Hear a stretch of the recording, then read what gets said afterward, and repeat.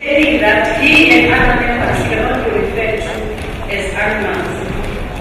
The Honorable Speaker indicated that she did not hear when Honorable Kakao referred to the word animal and ruled that she will listen to the transcript and make her ruling in the next sitting.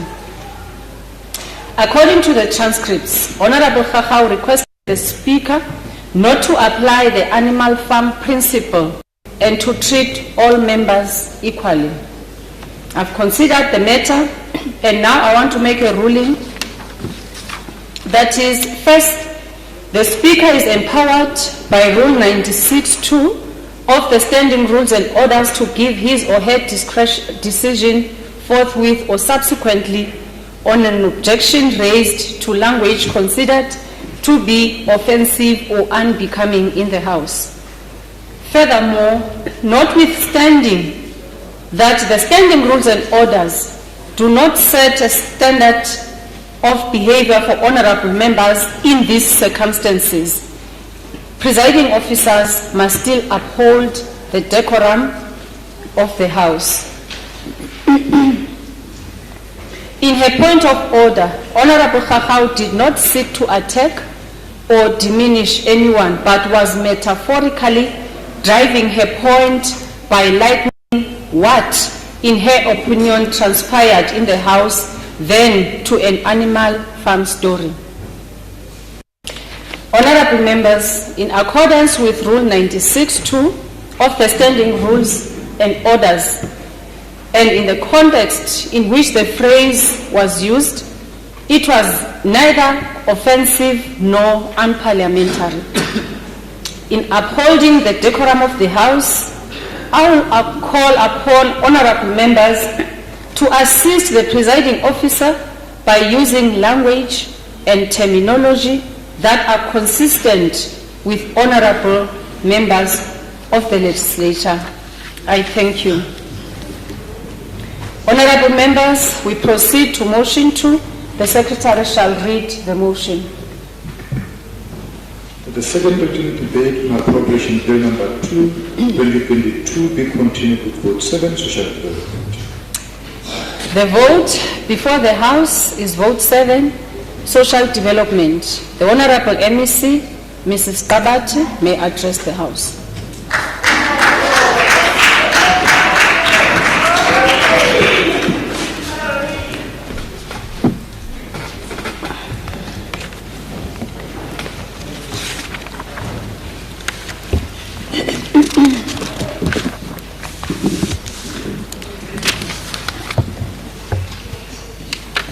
Thank you very much, Speaker. And thanks for the acknowledgement, honorable members. Honorable Speaker, Deputy Speaker, our Honorable Premier of the Free State, members of EXCO, members of the legislature, executive mayors, councillors, House of Traditional Leaders, Baruti Bohe Batenka Harun Kusasina Kajenu, the Director General and heads of department, and senior managers in all spheres of government. Representatives of the NPOs and the broader civil society, members of the business fraternity, representatives of labor unions, media houses, comrades, compatriots, and esteemed guests, a very good day to you all. Speaker, it gives me a great pleasure to be delivering this budget speech in the month of March, which is a very important month for social justice and human rights.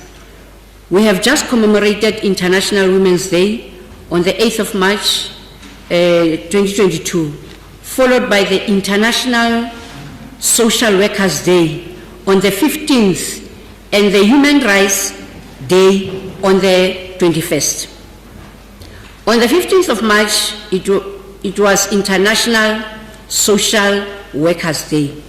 In honoring this day, we joined the University of the Free State Social Work Department in the oath-taking ceremony by social workers. This was to prepare social work students for their experiential learning, and our department also preparing itself for their intake. We have a very good working relations with our institutions of higher learning, Speaker. Speaker, the government faces the challenge of returning to its spending priorities in the medium term, while balancing its ability to provide sufficient and immediate responses to any possible additional COVID-19 waves and mutations that may manifest throughout 2022 and beyond. There is no space to be complacent. The department therefore continues to provide support in the form of income, food and psychological services to the vulnerable groups. The department therefore continues in the midst of this pandemic. We have a more insightful understanding of the incredible contribution that social services professionals make to the well-being of our nation.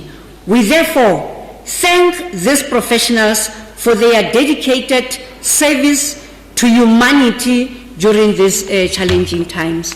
Speaker, the increasing costs of delivering services are higher than the average inflation rate. In this way, the budget of the department is generally negatively affected. The department is therefore compelled to scale down and defer non-critical projects and programs and to reprioritize funds to high-impact services.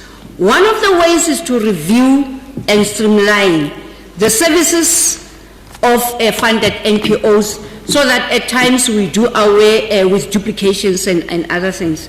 Despite the challenges, the department still endeavors to respond to national and provincial key priorities, 2019 to 2024 MTSF targets, State of the Nation Address and State of the Province Address, both of February 2022. Speaker, social development is the lead department for implementation of government key priority number 4, which is consolidating the social wage through reliable and quality basic services with the following planned MTSF sector outcomes.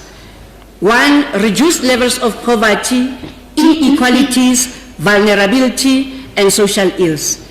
Empowered, resilient individuals, families, and sustainable communities.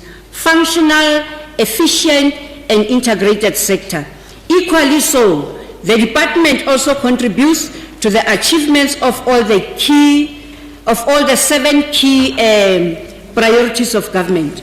The final budget allocation for the Department of Social Development for 2022-2023 is 1.179492 billion, which represents a nominal decrease of 23% from 2021-2022 allocation.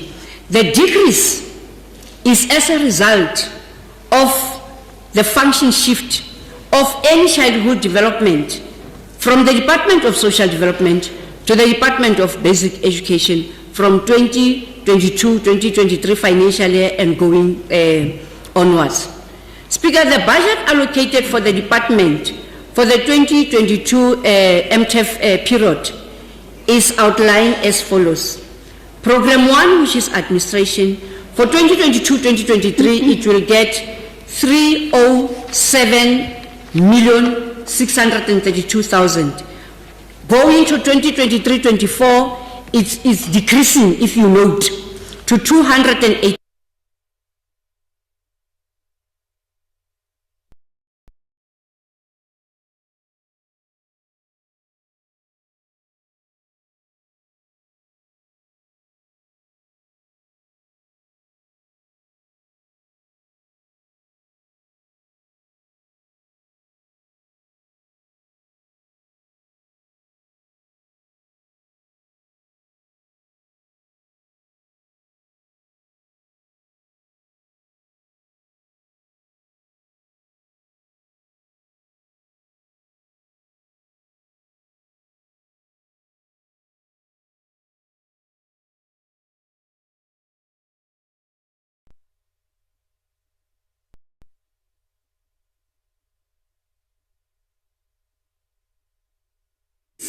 to 3,002,979,000.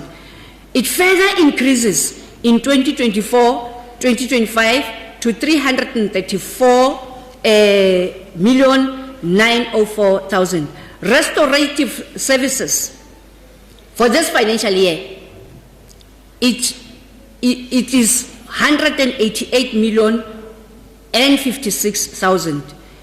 It then decreases in the following year, 2023-2024, to 187,046,000. It increases slightly in the outer year to 193,629. Development and research is 151,332,000. It decreases, Speaker, next year to 131,359. It increases slightly, not yet reaching what you are having this year in the outer year of 2024-25 to 137,336,000. Totals of these amounts for this year, we are holding a budget of 1.179 billion, which will decrease to 1.16 billion next year, and increase slightly in the outer year to 1.2 billion. An amount of 341,775,000 is excluded over the MTF period of 2022-2023 from the department's budget.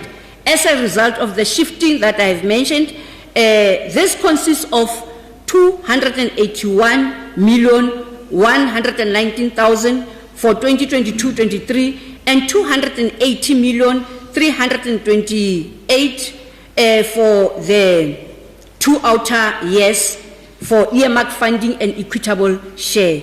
The conditional grant allocation related to this function has also been excluded from the social development allocation. Speaker, Program 1, I'm getting into programs. Program 1, which is administration, which I've already mentioned, that it has 307,632,000. It is going to deal with some of the following. We will be focusing on building a capable developmental state with an effective and ethical public service. We are done, Speaker, in reviewing our organizational structure. The structure is reconfigured in a manner to enable the department to deliver on its statutory and compliance mandates. This structure will also enhance the capacity of the department to respond to new challenges that our environment presents. Amongst others, it will be the increased number of orphans and increased child-headed households brought forth by the COVID pandemic. Speaker, child health aspects are saying 134,500 of South African children were orphaned by COVID-19 pandemic.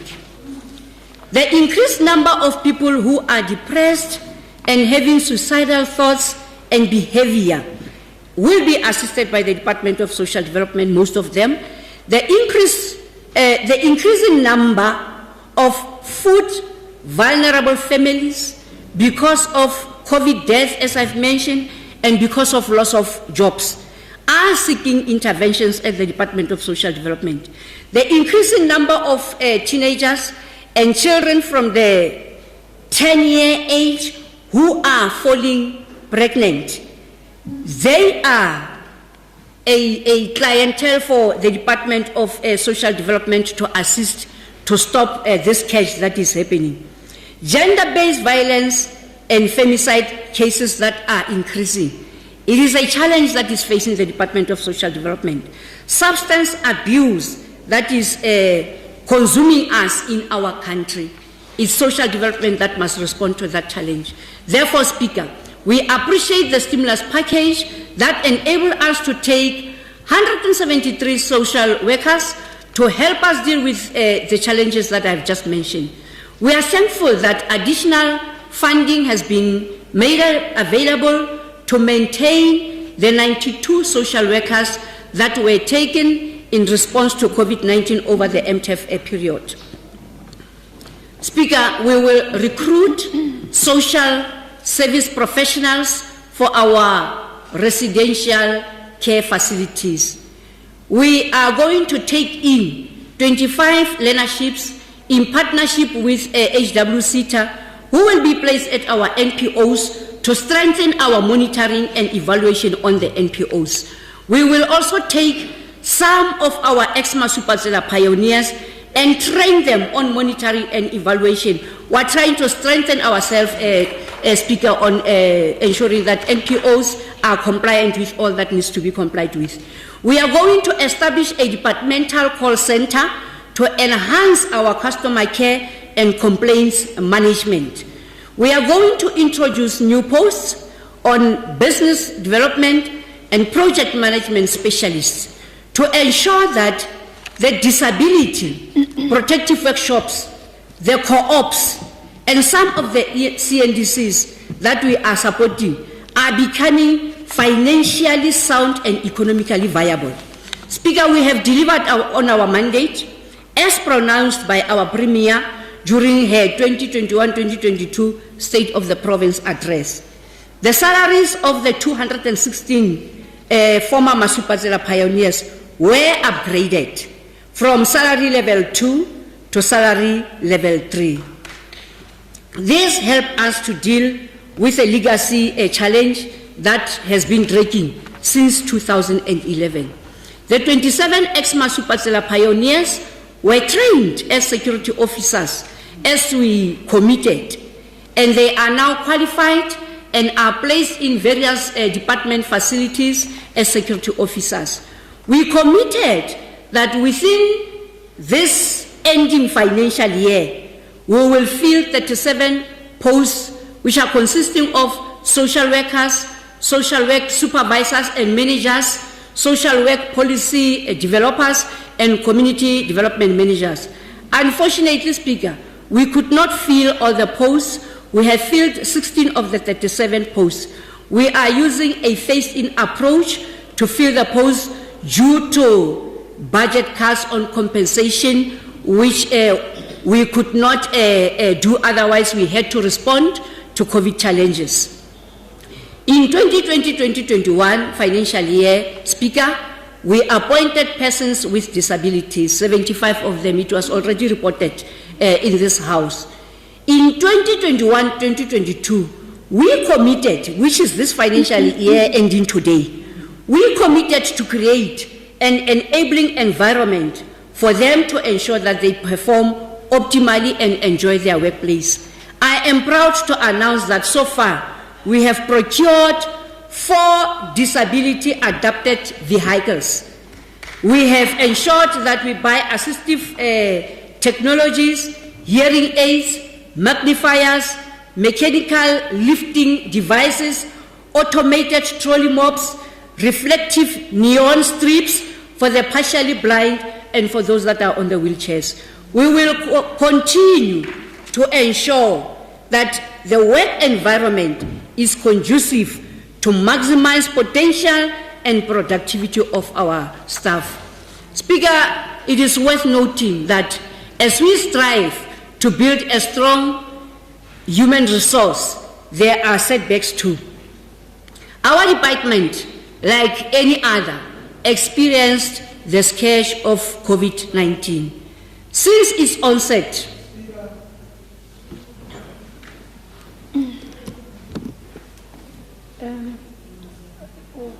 Honorable Msimanga.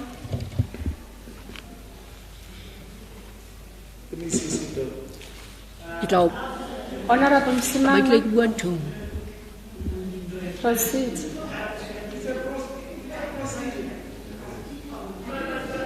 You are not the one to Okay, Honorable Speaker, I just wanted to check with Honorable MEC as to whether is she willing to take the question? No, proceed, Honorable MEC. Ke tla nka last year, Speaker.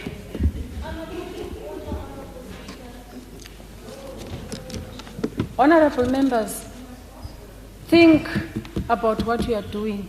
A member is delivering her budget vote speech. You are doing something that is even unprecedented in this House. The MEC is not debating, she is presenting the speech that will be debated by the House. What is your point of order, Honorable Khachau?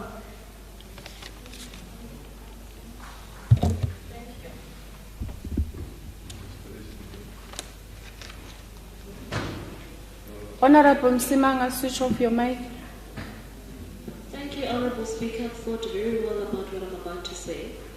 Honorable Speaker, you now before the commencement of this vote debate made a ruling of my previous point of order on Animal Farm. I again am rising, Honorable Speaker, on a point of order on you.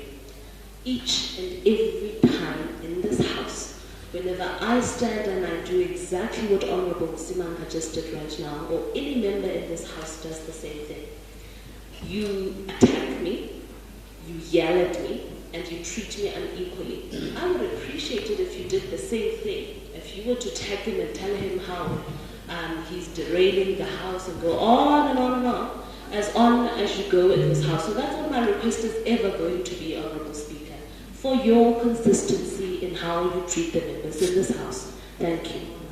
Honorable MEC, proceed with your budget vote speech. Thank you, Speaker. Let me help everyone. I will not take your questions today. I will take them last year. Our department, like any other department, Speaker, experienced the scourge of COVID-2019. Since its onset in our country, the department recorded 559 officials who contracted the disease, and unfortunately, Speaker, we lost 8 lives. May their souls rest in peace. Siyabakhumbula. Psychological support services were provided to the affected families, Speaker. During the week 2019, during the week the 19th to the 23rd of July 2021, social development sector ensured that we roll out a COVID vaccination program. It was rolled in partnership with the Department of Health. The rollout included departmental staff, SASA, the NDA, the ECD sector, the NPO and the NGO sector, and our residents at residential facilities. A total number of 6,099 persons were vaccinated out of a target of 7,621. On good governance, Speaker, I really want to announce here in this House today that a clean audit is a far cry for the Department of Social Development.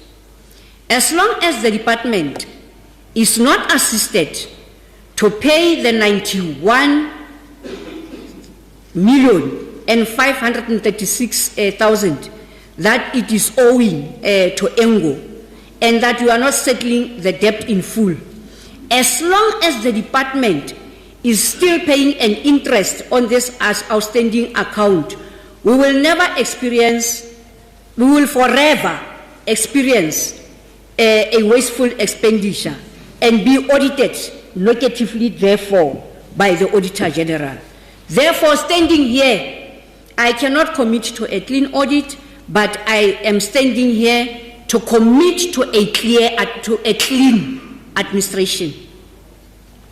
Hence, all senior managers have signed the pledge of commitment to clean administration.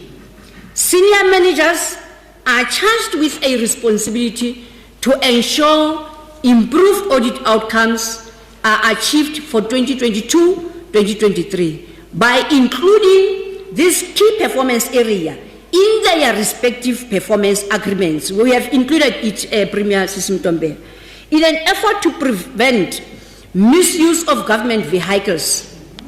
Our vehicles are branded in very bright colors and are barcoded. This will assist to ensure that vehicles are visible and easily identifiable. Kesa khwelezo he ho setjhaba sohle. Ha le kala di bona dikoloi tsa social development di bright and beautiful and very clear. Lebele la di bona fela di eme ditameneng kapa dibakeng difeng kapa difeng mo di sa tshwanelang ho ema teng etsang kgweheletso ka panyo ya leihlo re tsebe ho nkela ba jwalo mehato. Program 2 speaker Edilanka social welfare services fumaning 249,020,000 during 2021-22 financial year. The department allocated 55 million to 320. The department allocated 55,325,000 to 200 NPOs and to 162 luncheon clubs for senior citizens and to 35 residential care facilities for older persons and 3 social services organizations. Our continued concern is the mushrooming and registered residential facilities. Hence, I said earlier, we are strengthening the department on monitoring and evaluation. Speaker ke mototo ema mona ki reporta hore re phethahaditse tshepiso ya rona re ekeditse di stipends tsa di caregiver tse 222 from 1,800 to 1,920. Bana ke bahlokomedi ba bana ba nang le disability ba di bakeng tsa polokeho tse go di bitsang ka gore ke di daycare center. Speaker, hona le batswadi ba bana ba disabled ba ikopantseng ba eme ka maoto ho fana ka tshehetso le tshireletso ho bana ba phelang ka boqhwala. Me di committee tsena tsa bona di districteng tse pedi fela ha jwale e leng First Lady Thabo Mofutshanyane. Selemong sena sa ditjhelete re tlo sebetsa ka thata hore di committee tsena di kgone hore di be le di districteng tse ding le jwale putswa Karipi le Mangaung re be re ba thusa le ka tjhelete ya tsamaiso ya di committee tsena na hore ba kgone ho thusa bana ba nang le boqhwala bao e seng ba bona fela ka matlung empa ba thusa le batswadi ka hare ho makeishene le dibakeng tse ding tsohle tseo re phelang ho tsona.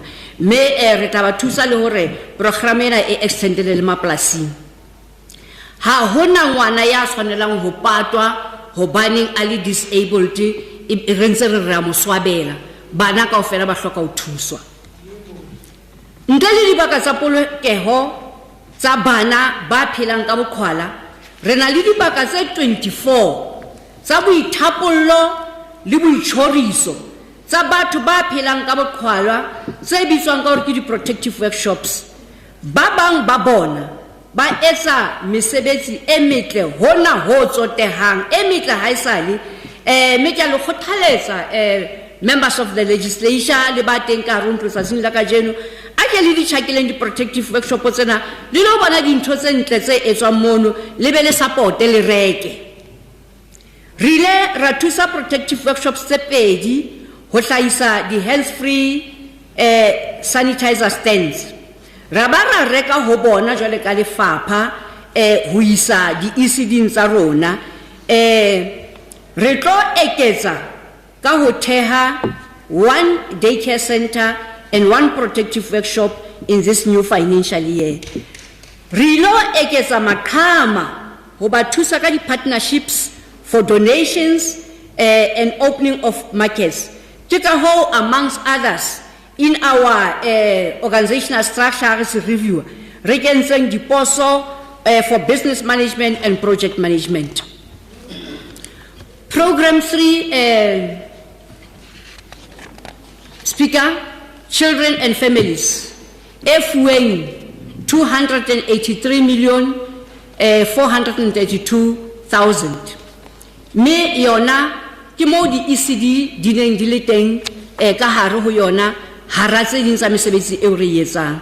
Speaker, we held a very successful summit on the 24th of March 2022 for the ECD function shift from the Department of Social Development to the Department of Education. We are happy. We are happy, Speaker, that the curriculum content of our children will be chiseled and sharpened at a very early stage to better the quality of our education. Thupa e kojwa e sa le metsi, e se metsi a kojwa ke thupa, honorable member Khakgau. We had many social partners within the ECD sector. Amongst others, we had the National Lottery contributing 10 state-of-the-art ECD centers. We also had a partnership with the DBSA contributing 3 beautiful container ECDs. Many contributed to the PPEs during COVID-19 pandemic, and we want to thank all those that helped. We thank our staff members who are shifting to the Department of Education. We thank the challenging but good working relations that we had with the 3 main ECD formations, SA Congress, Forum, and NAFS. We worked well, and we wish you well in going to work with the Department of Education. On childcare support, or on childcare protection, the Department of Social Development remains the custodian of the Children's Act. The department provides child care protection services, which includes, amongst others, adoptions, placements to homes and to caring families for foster care and protection against child abuse. Now that the ECD function has been shifted to the Department of Basic Education, we will now focus on other challenging matters, like children getting pregnant at the age of 10 and 18. Speaker and Premier, we are going to drive a campaign to ensure that those that are impregnating children between the ages of 10 and 18 are arrested under statutory rape. And we are also going to fight against cyber sexual grooming of our children. We will continue working in partnership with NPOs, and the amount of 140,918,000 has been allocated for this. Foster care remains a challenge. In 2021, in the year 2021, or financial year 2021, 9,862 foster care orders were to be extended. Out of them, the department managed to only deal with 4,727 orders, and others had to roll over. This is affected by the fact that we are not working alone. We are working with SASSA, we are working with the judiciary, and we work according to their time frames at times. And because of COVID, many a times offices would have been closed. Now this resulted in a backlog of 5,351 being carried over into the new year. The department is striving very hard, Speaker, to ensure that by November 2022, the 6,296 orders that we are having that are a backlog, that we are dealing with them. In striving to address the foster backlog, we have procured 65 laptops to our officials. We have also placed 81 social workers who are on contract, whom we got through the presidential stimulus package. for job creation.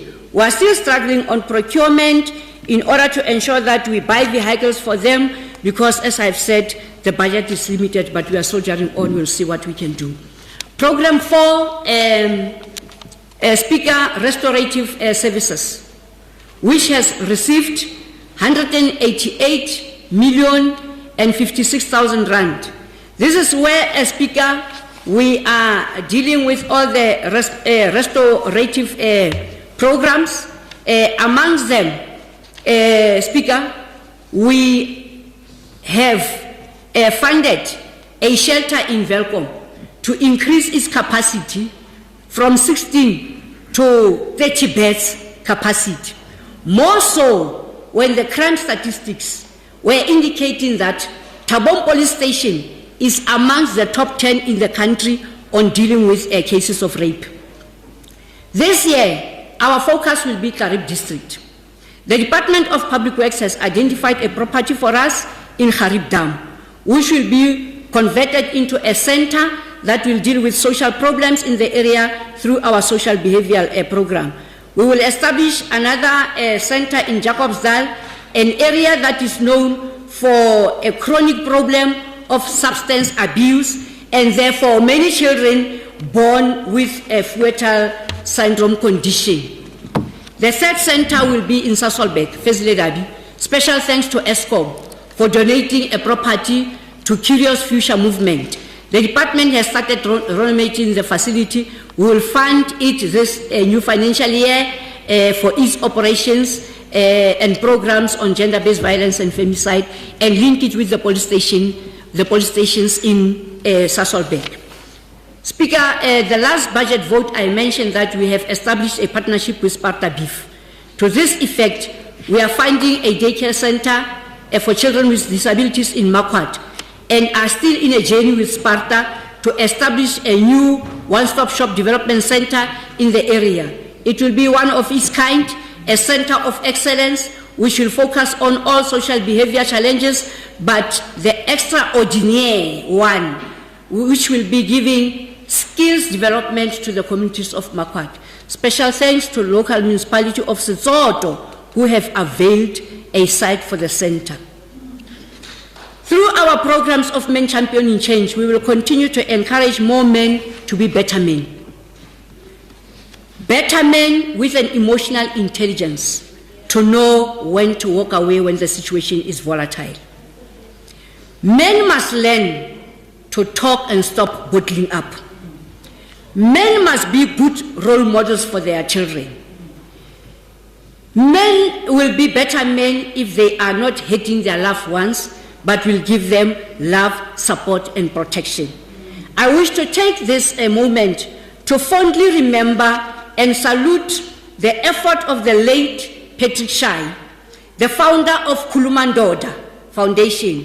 He dedicated his life, his adult life, in addressing issues of gender-based violence and femicide as a rehabilitated abuser himself. He left a footprint in the Free State by addressing men on gender-based violence and femicide, and on a VUMA program to encourage men to vaccinate against COVID-19. In consolidating our fight against violence meted against women, we shall be supporting the development of a provincial and district networks for gender-based violence and femicide organization to ensure a coordinated response as Speaker. Program 5, Speaker, which has been given 151,332,000. Speaker, Stats SA research indicates that Free State is high on unemployment and poverty levels. The women constitute 51% of the Free State demography. The youth, we are a youthful province because the youth constitutes a majority in this province. The department will therefore focus on strengthening self-initiated survival efforts through our community development and stakeholder partnership and through social grants as disbursed by SASSA. And poverty alleviation and sustainable livelihoods, I want to stand here and tell the House Speaker that the department had sustained 51 community nutrition and development centers, commonly known as CNDCs, across the province, ensuring that more than 7,724 individuals have access to nutritious meals and development programs. These centers became as essential as the air that we breathe during high levels of COVID-19 to respond to hunger and to food security in many homes. Our efforts were strengthened by concerted efforts and collaborations with social partners who streamed in to assist the department. We will forever be grateful. We are humbled by our Premier, who gave some of our social partners certificates of appreciation for the role that they played when the going was getting very tough. In the financial year ending today, we are proud to announce that we have assisted 5 CNDCs to acquire fully equipped operating containers. In the new financial year, we will be increasing the number of the CNDCs by 4 to make them 55, and these CNDCs will be linked to be working with the House of Traditional Houses, our royal houses of Bakwena and Batlokwa and Barolong in Tabanchu. One will be in Jacobsdal to deal with the challenges that we are facing in Jacobsdal. On job creation, Speaker, through expanded public works program, we have ensured that we establish 12 community parks, and we are going to ensure that with the extra 2 million that we got this year, we are going to appoint participants that will be placed at these community parks, and also some will be placed at SASA offices as porters, because it was reported to us that the queues are not well managed at the SASA pay points. It is worth noting to mention that with the ECD function shifting to the Department of Basic Education, we will be losing, Speaker, 4,200 work opportunities, which will affect the department's target and achievements on the MTF. But the Free State will not be losing, because the Department of Education, these job opportunities will be created in that department. Women and youth development, we have assisted the projects, one in Setlajaneng, it's a Itikeng swimming project in Kwakwa. We have also assisted a youth project, Proud to Serve, which we gave 228,000 to procure a container and machinery. We are dealing with poverty alleviation through social grants, Speaker. And the budget that is spent by SASA in the province of the Free State is 11 billion per annum. We have enlisted the numbers of old age home, disability, care dependency grant, foster care grant, and child support and grant in aid. How much are each getting? Per month, it's 1 billion plus.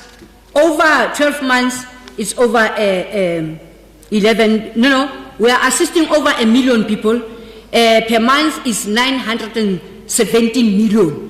Over a period of a year is 11 billion that is being spent in the country by SASA. So we are doing a whole good of work. We have enlisted the programs that we are doing for community outreach together with SASA. In conclusion, Speaker, we are a lead department for a critical pillar of national development plan, which is an inclusive and responsive social protection system. We have said that we are building a caring society. Therefore, we have to demonstrate more and more that ours is a responsible government.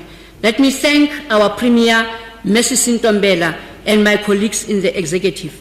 Let me thank our chairperson, Honorable Member Hazel Smith, and members of the Portfolio Committee, and members of the legislature, all of you, I wish to thank you all for the working relations that we are having.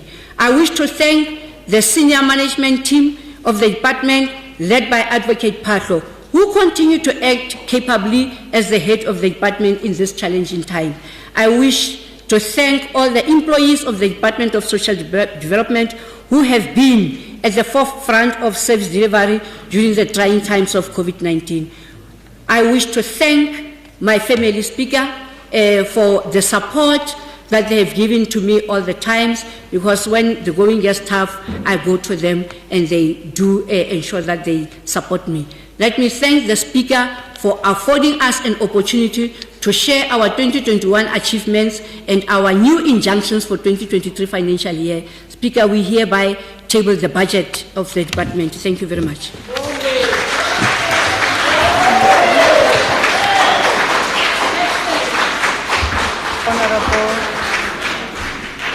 Honorable Smith, the chairperson of the committee, may address the House.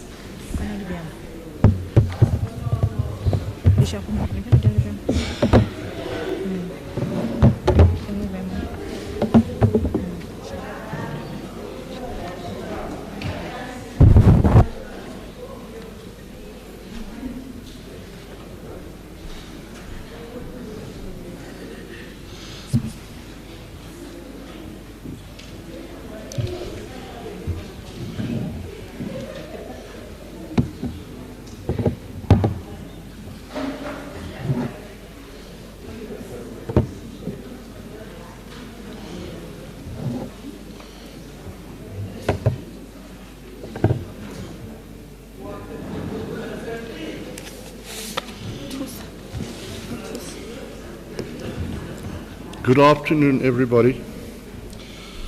It is a pleasure. Thank you. Good afternoon, everybody. It is a pleasure to stand here. Honorable Speaker, thank you for the opportunity.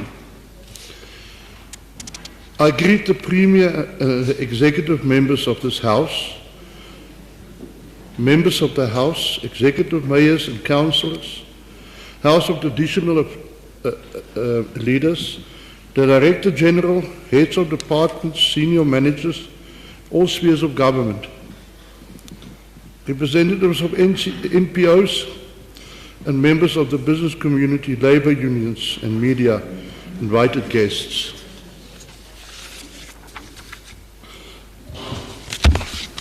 Honourable Speaker, again I stand before this awesome House, auspicious House, reflecting on a mouthful of words, reflecting on the budget speech of this People's Department with feelings for the soundless cry of poverty sounding in the dark alleys of the towns and the townships.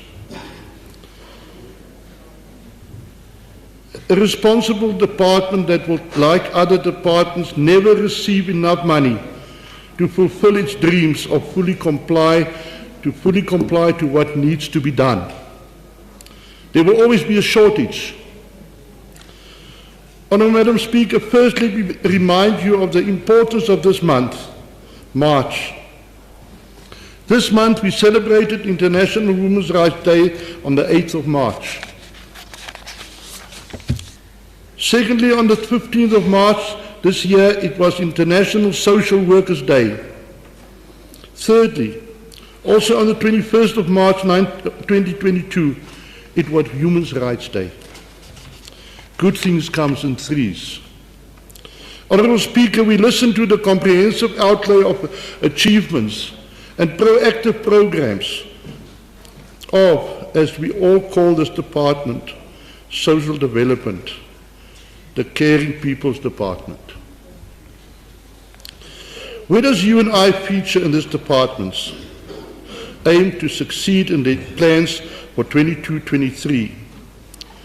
What contribution can you and I make to these trying times of hardship, hunger, devastation, and despair? Times have not changed. Poverty comes from when? I were then in Standard 4, the old Standard 4, where in so many households more alcohol than bread, more cigarettes than something to eat at school was on the table. Do not let us fool ourselves.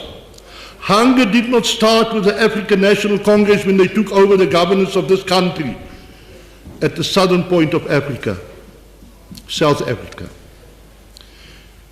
It was already at the side of the table where the black cultures of this country got the scraps that fell through the legs of the white regime. When our people had to stand open hand for a bone with little meat, our mothers have cooked but did not taste the joy of their labor. The so-called, so well-known words among whites, Osie, take some bread and tea and put some jam and peanut butter. The people who visited left you nothing. Hard words. Because we didn't really care in those days. I was part of it. And I'm ashamed for the actions of my parents. Yes, I know those words. My parents used them. Our friends used them. I remember the day Hendrik Verwoerd was assassinated in Parliament. My stepfather fell on his knees and cried. I was too young then to understand the full concept of what happened. Only later, when I was older, when I could think for myself, I realized and I thought, where would poverty be now if he was still alive 10 years longer?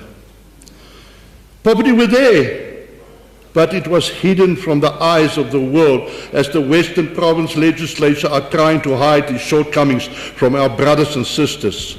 In their world, their actions creating locations. Not townships, locations.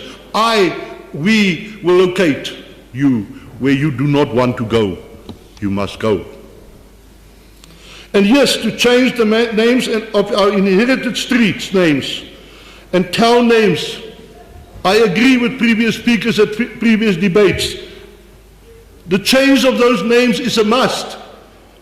That on its own will also add to the upliftment of our people from the stressful social pitfalls where this country finds our people in.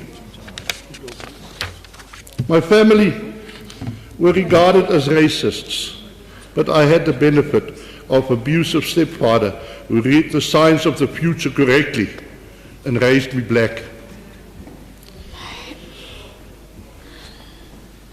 Honourable Speaker, now let me go back to my question at the beginning of this response. Where do we as members who earns a living fits in? Where does we as members reporting to government institutions fit in to support social development in their enormous task to uplift our people out of this black hole, or must I rather say spotted black hole of not having something to eat? But knowing there is someone who cares, the Department of Social Development, driven ANC government cares. I have tried this whole week to find out how many employees we have at each department. The heads of HR departments did not come forth with the information. Should this not be public knowledge? Just think how difficult it is to find a free meal. Find a dirt tin with food. Honourable Speaker, honourable members, just think of we as government employees, each one of us, just contribute 1 tin of food to social development each month, not to a service provider. How many mouths we will feed for less than 25 rand per month? This department had 2,026 employees. Think of the results of the departments participating in this program. If each department could just also do this, what we in social development could do. Let us take 2,026 employees at the average of 15 rand. It's 52,790 rand, a contribution monthly. 633,000 rand that can go to the soup kitchens and wherever it needs to go to.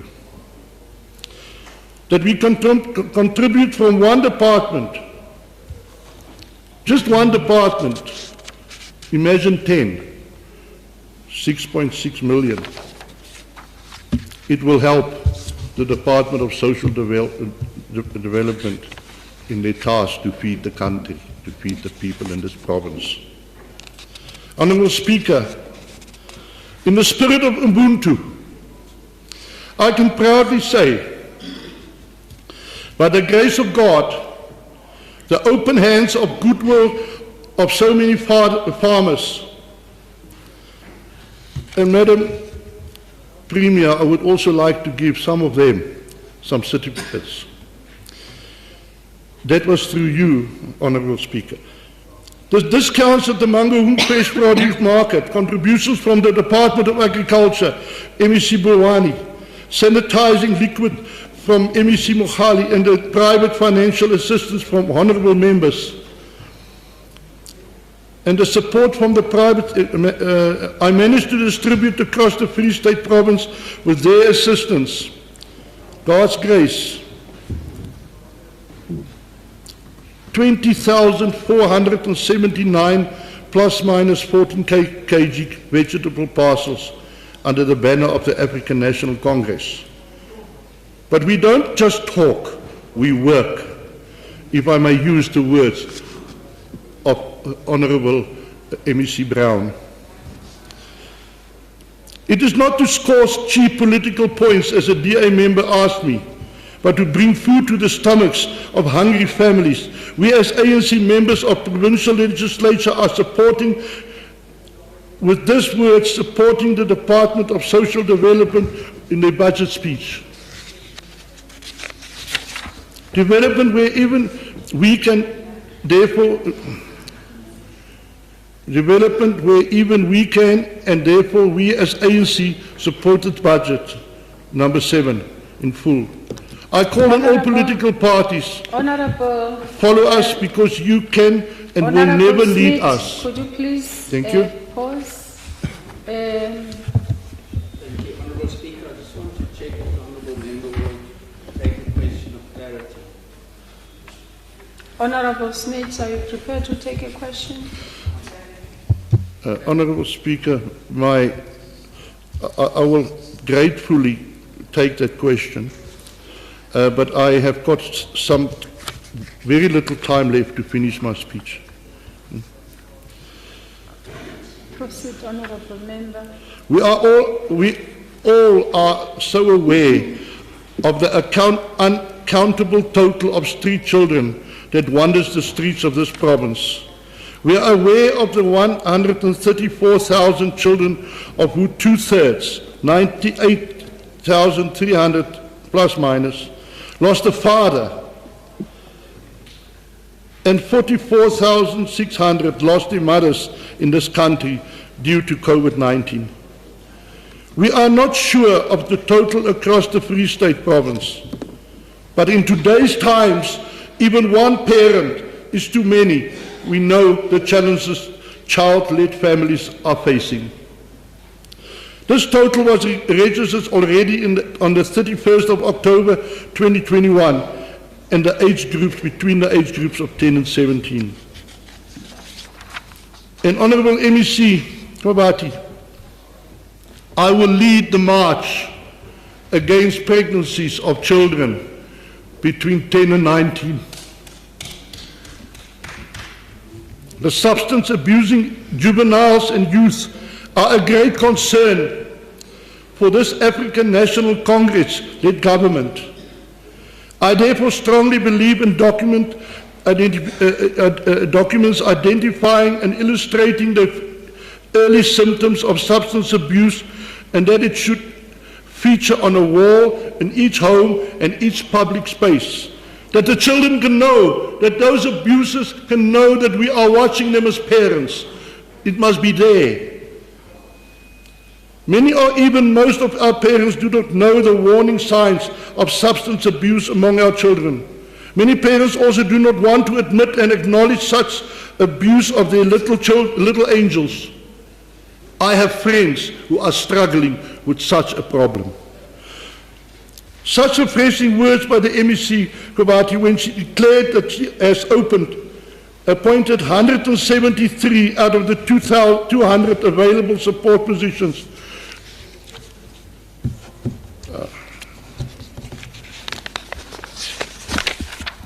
The enormous task of the department to reduce all levels of poverty, inequality, vulnerability, and social ills are a mountain to climb. I assure you, honourable members, and all those who are here, it can be done if we as community do our share and provide support where we can. The 25 learners placed in partnership with HW to strengthen the monitoring and evaluation of NPOs are refreshing news, as we will appreciate the establishing of the Departmental Call Centre to enhance customer care. Your time has expired. Thank you. Thank you, Honourable Speaker. Clinton. Have a nice day, everybody in this House. God bless you.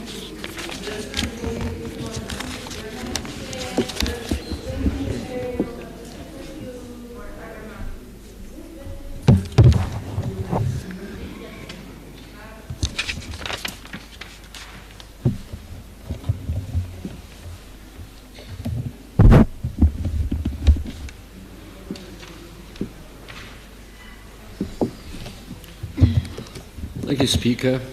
We should actually pause at that idea of girls getting pregnant at 10.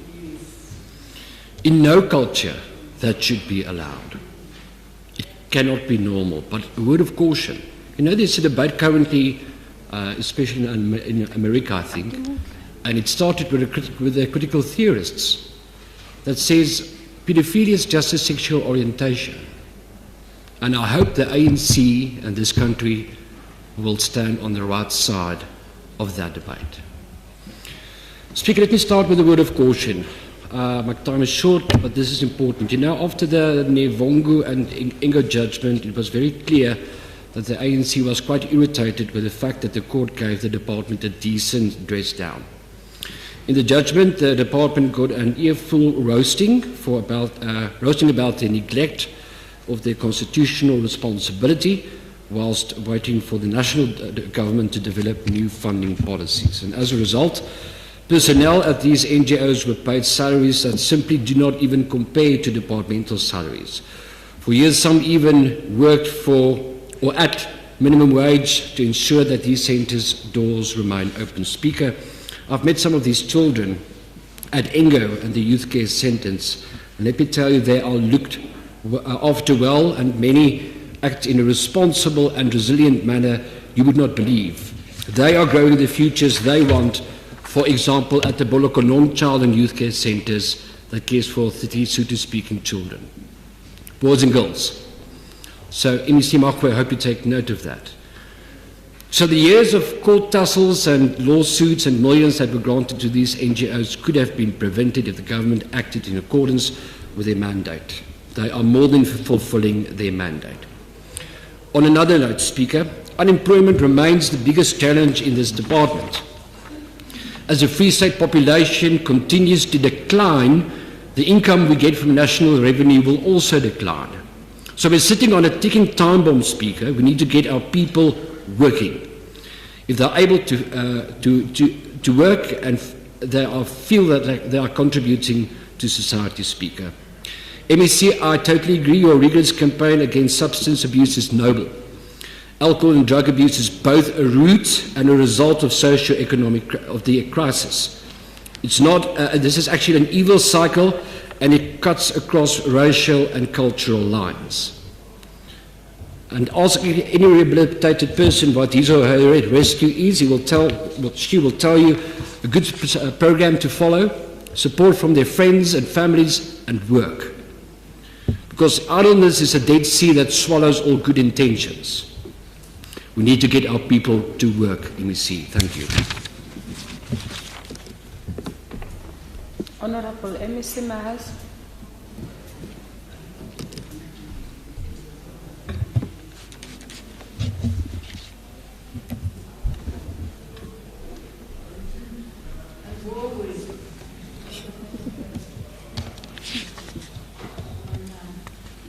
No, thank you, Honorable Speaker, Honorable Premier, colleagues in the Executive Council, Honorable members of the Legislature, Bommele Bontate, comrades, Dumelang.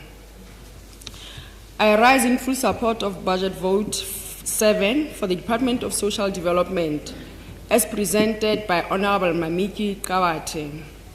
Honorable Speaker, the triple challenge of inequality, poverty, and unemployment remains a major issue in South Africa. Those with forked tongues are quick to point fingers at the ANC-led government as they require to remove people's focus from their apartheid legacy. For more than 300 years, the apartheid regime has ensured that South Africa becomes a home to the most unequal society. Today, South Africa boasts the highest Gini coefficient of 0.63%, thanks to the apartheid regime and its current beneficiaries. The African National Congress welcomes the social net that continue to mitigate the atrocities of apartheid and its current supporters. Under poverty and social net, Honorable Speaker, all progressive governments in the world and in history have always made it their business to protect and caution their people against poverty. When citizens elect their governments, they do so with the expectation that their plight will always be prioritized. Ours is that kind of progressive and developmental state which is driven by the plight of its citizens. The budget presented by the Department of Social Development today brings the much-needed relief and hope to the poverty-stricken masses of our province.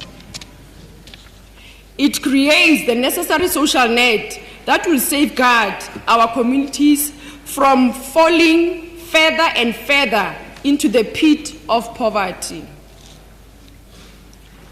Under childhood development, Honorable Speaker, is a critical step and foundation for better performance at primary and secondary levels. The African National Congress, in its 54th National Conference, has resolved that the early childhood development must migrate from social development to basic education for streamlining education in our country. And this was a good move indeed. This move will ensure a seamless education system in the optimization of early childhood development. Honorable Speaker, the ANC welcomes with an open heart the progress made on this resolution by the two departments of social development and basic education in the Free State. This progressive, decisive action will also help Department of Social Development to focus and concentrate more on its fiduciary responsibilities. We also trust that basic education will expedite the process of proper training and empowerment to ECD practitioners. Under NPOs, Honorable Speaker, as a developmental and citizenship-orientated state, all the lofty plans and goals we have are in place and will not be achieved without involvement of critical stakeholders, such as non-profit organizations. In the context of social development, it is important that stakeholders and partners, such as non-governmental organizations that work in the area of early childhood development, as well as poverty alleviation space, are taken on board. The support that the department continues to provide to these critical stakeholders is therefore very much welcomed. Under orphans and child-headed household, these stakeholders have from time immemorial also been performed very important responsibilities such as looking after orphans as well as child-headed household in our communities. Where government could not reach to provide relief and protection, these NGOs have been there as the eyes, ears, hands of the government. It is indeed a responsible and conscious government that cannot close its eyes to the sight of child-headed households where poverty constantly knocks on their doors. A progressive government cannot close its ears to the cries of helpless orphans who have no one to care for them due to the circumstances not chosen by themselves. We are therefore delighted at the department's continued interaction or intervention to ensure that it lives up to its mandate as a developmental state whose mission is to protect the vulnerable against economic and social conditions. Under Extended Public Works Program, Honorable Speaker, EPWP is an important revolutionary program that continues to bring dignity to our people. As a job creation platform, the program has provided a much-needed relief to those unemployed members of our communities. The program has thus also assisted in slowing down the grinding wheel of poverty for those who were provided with the opportunity. Kusiela metsotso e setseng, Honorable MEC Kabati, how to respond? In conclusion, let me conclude by saying, in Delendlela, Honorable Speaker, maybe this is an opportune moment to ask the beneficiary of apartheid uncomfortable questions. How do you sleep at night knowing that some families sleep without food because of your greedy ancestors' decisions? 2, how do you enjoy your inheritance when you know it was stolen from others? Honorable Speaker, now is the time to push back the frontiers of poverty, and those who stole from the people must answer now. I thank you. Honorable Nanyan.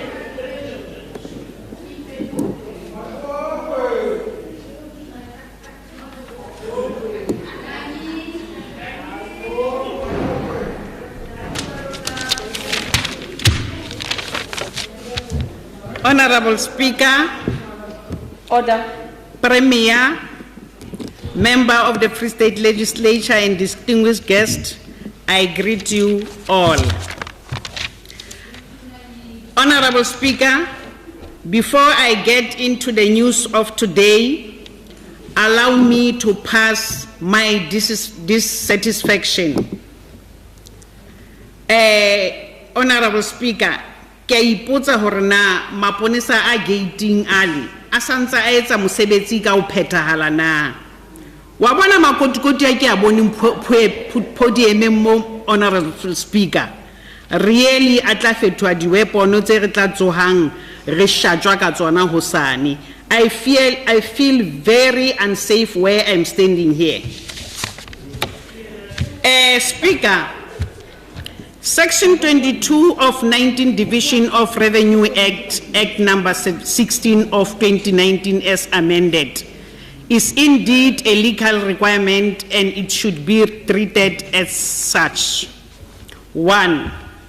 Despite a provision of contrary in the Public Finance Management Act or the Municipal Finance Management Act, any conditional allocation or a portion thereof that is not spent at the end of 2022 and 2023 financial year reverts to the national revenue funds unless, Madam Speaker, unless the rollover of the allocation is approved in terms of subsection 2. 2, the National Treasury, at the request of a transferring officer, receiving officer, or provincial treasury, approve a rollover of a conditional allocation to the 2023 and 24 financial year. Speaker, if the unspent funds are committed to the identifiable project. 3, the receiver must ensure that any funds that must revert to the National Revenue Fund in terms of subsection 1 are paid into the fund by the date determined by the National Treasury.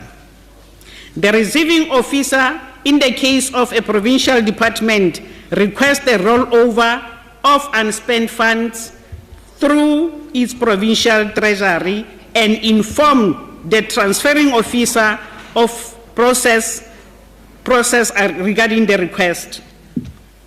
Honorable Speaker,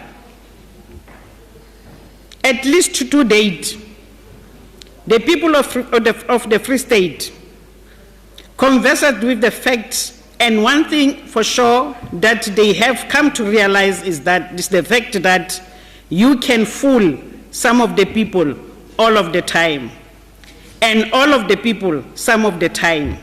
But, Madam Speaker, you cannot fool all of the people all of the time.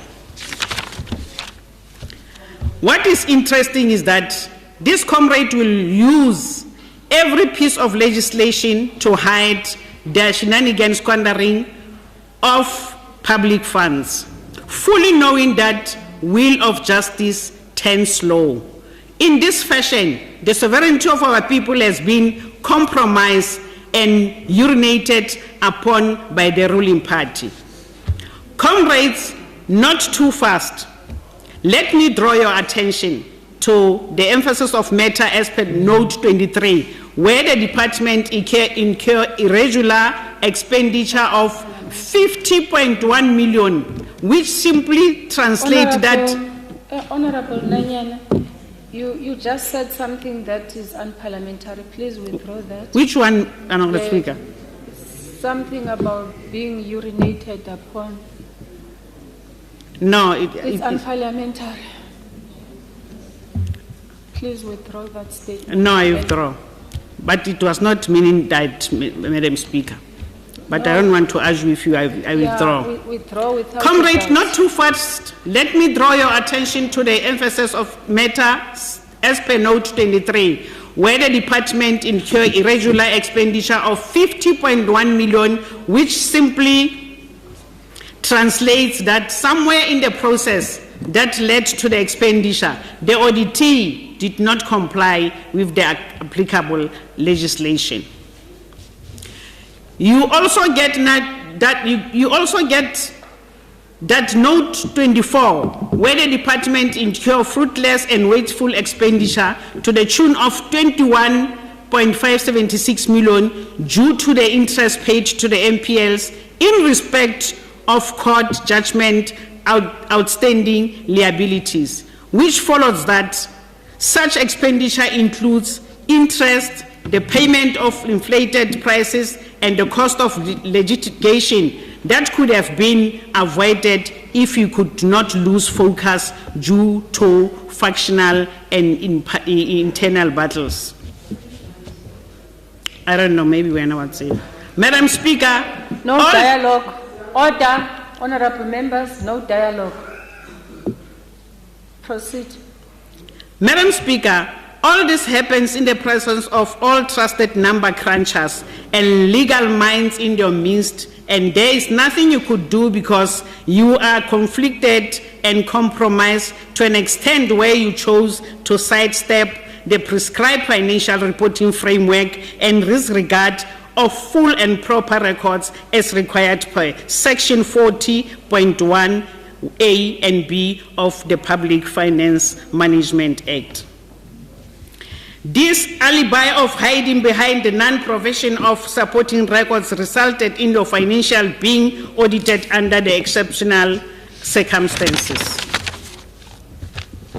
Your constant and deliberate failure to prevent irregular expenditure amounting to 50.1 million as required by Section 38(1)(2) of the PFMA and Treasury Regulation 9.1.1, which was also because of your non-compliance with competitive bidding in relation of food relief goods, and some goes to your fruitless and wasteful expenditure. Madam Speaker, honorable members, to rub salt into this wound that were inflicted upon our communities, in plain English, payments were made long before goods were received, and that means that the perpetrator contravened Treasury Regulation 15.10.1 and 2C. Speaker, the bones of contention here pertaining to this malfeasance is not necessarily the non-compliance with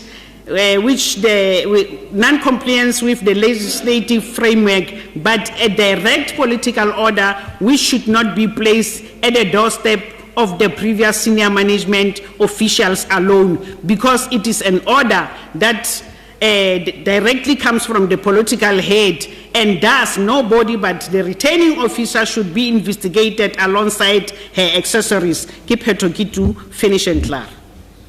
This August House should note that the fact that all these shenanigans are playing out primarily because there is no consequences management in the department, because similar non-appliance was also reported in this prior year. We should further also note that when the cat is sleeping on the jobs, Madam Speaker, Speaker, as a result thereof, they decided not to take disciplinary steps against the officials who incurred and deliberately permitted the looting to go unabated. Madam Speaker, protect me, please. Please. Honorable members, order. Please don't comment while the speaker is on the podium. They disregarded Section 38(1)(h)(2) of the PFMA prescripts, and they should be charged as such, meaning they assisted the looting. They should be investigated and face the full might of law. Yeah, and seemingly we are counting on the new sheriff in town.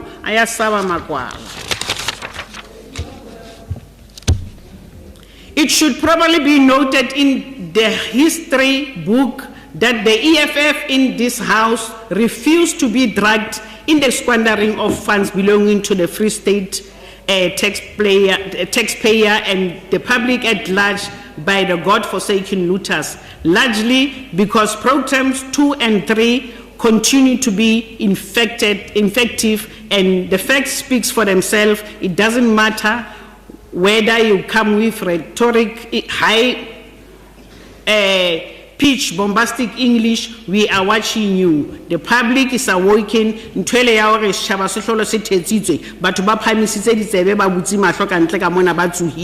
We will hold you accountable for selling our province to the highest bidders, sellouts. Thank you, Madam Speaker.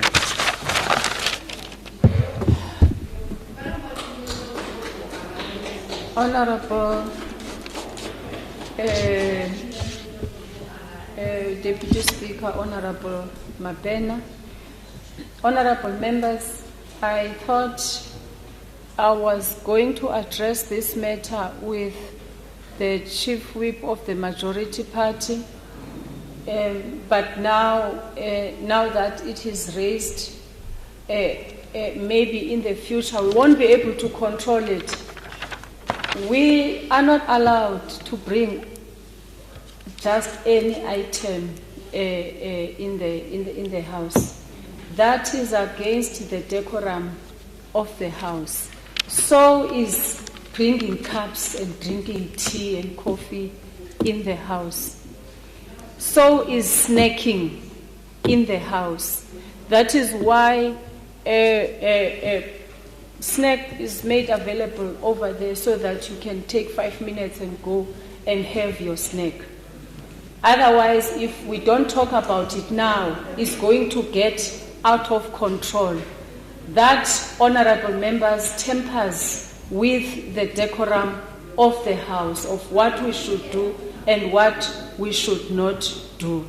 So please, let us always remember that. Proceed, Honorable Deputy Speaker. Thank you very much, Honorable Speaker, for the opportunity. Honorable Premier, Honorable Member of the Executive, Honorable Members of the Legislature, Baahi ba Freestata, our support staff, ke a le dumedisa. Honorable Speaker, the presence of COVID-19 pandemic has uncovered many social challenges which our province and country at large are faced with. In the current conjuncture, the rising levels of unemployment led to increased poverty in a society already suffering from huge inequalities created by injustice law of the past apartheid regime. The pandemic has, in real terms, disrupted and put the social lives and livelihoods of our entire people at risk. We have witnessed the increase in gender-based violence, crime, drugs, human trafficking, and other social ills committed against the vulnerable members of our society, especially women, children, and youth in general. Honorable Speaker, this takes me back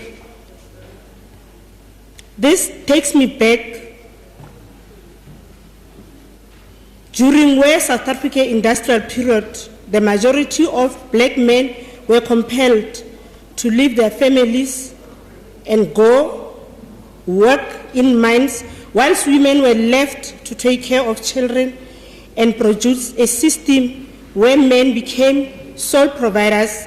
Women had to be a subject of their husbands. COVID, Honorable Speaker, it is essential to say haholo as women being triple oppressed. Ellen Rona Lebana in say shapa haholo ho feta. Because in this period where bontate ne ba tsama ba ya di mine ke hona mo ene le hore operation ene e tsahala bohloko teng. We were made as women hore ebe ekare we cannot stand on ourselves. We cannot do anything on ourselves, Honorable Speaker. We have to depend mo bontate. Mo ene le hore at some point it was bringing this gender-based violence at the same time. Honorable Speaker, I wish to appreciate the strides made by the government in relation to achievement and successes towards empowering our communities through social grants, which has ensured that the poorer of the poorest receive some form of finance to make ends meet during these difficult times of COVID-19 pandemic. It's known, it's a fact that millions of our people depend on pension funds, support grants, health and other forms of grants, and lately the relief from COVID-19 fund. These are benefit no other government can provide. It is citizens, including apartheid regime. Honorable Speaker, beside the COVID-19, this caring government took it upon itself ho fedisa kgatello ya hore batswadi ba rona ba thole di-grant ka ho se lekane. Honorable Speaker, when I grow up, ke hutse nkgono wa ka a gola pay ka kgwedi ya boraro. Ene e le dipeni. E le tšhelete e neng e nyatseha. E neng ha ke sheba hona jwale ke bona e ne e le thohako. But this caring government made a point hore everybody is going to be equal. If we get 10 rand every month, let it be 10 rand for all of us. It is only this caring government that made a point that this injustice, they are looking. We need to appreciate, Honorable Speaker, the provision of RDP houses to millions of marginalized, disadvantaged masses of our people, which has indeed brought dignity to many families in our society. Let us all be reminded that this dignity has been taken away by the injustice laws of apartheid regime. The outreach programs embarked upon by the Department of Social Development has brought many challenges to the poorer of the poor, especially, but however, more needs to be done in making sure that such services are easily accessed to the entire community members. Honorable Speaker, stable community are built strong social activity, such as access to basic service, housing, education, and social services. Empowerment and entrepreneurship is only this way that may of our social ills can be addressed. Honorable Speaker, the legacy persists to haunt our society in many ways, in what women and children continue to be abused in their male interpart, both in workplace and social spaces. Our country has experienced high level of this pandemic during this COVID-19 lockdown. Honorable Speaker,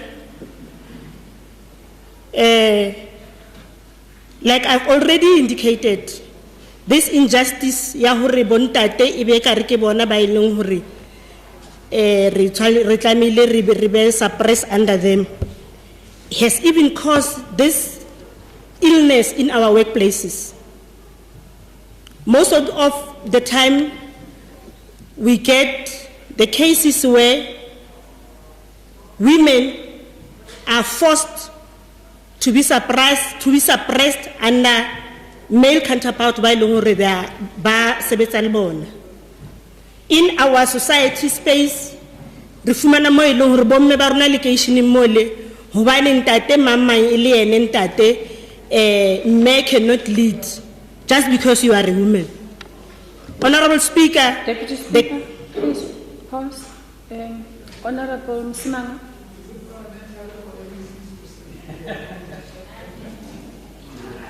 Which one is still sleeping? Who?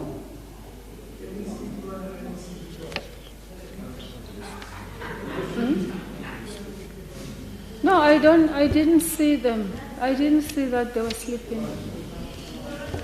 Proceed, Honorable Deputy Thank Speaker. you, Honorable Speaker.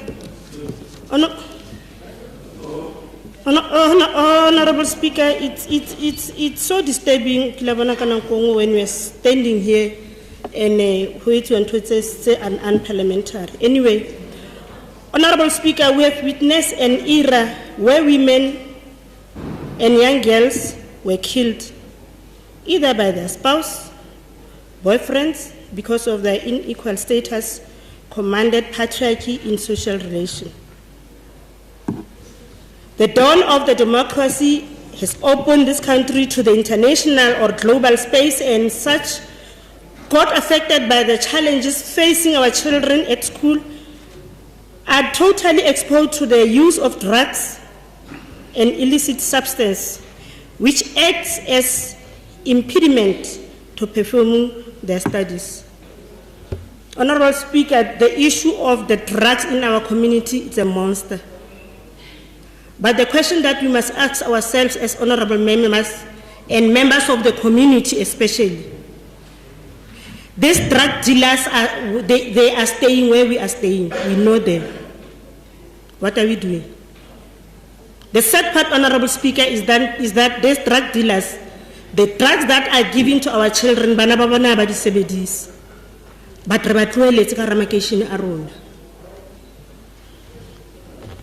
Up until we have made something as parents, bana ba rona ba tlo fela. Honorable Speaker, I therefore wish to make a clarion to all security agents to up their games to ensure that Tor country become a safe to live in, that the justice system acts swiftly against perpetrators of any form of gender-based violence.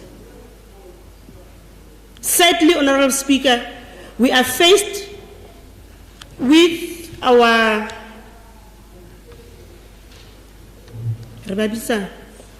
the judges are rona mo e leng hore when these abusers ba tshwere o tla utla ho thutswile bopaki bo ne bo sa lekana kana ko o fumana hore the person has been abused, assaulted.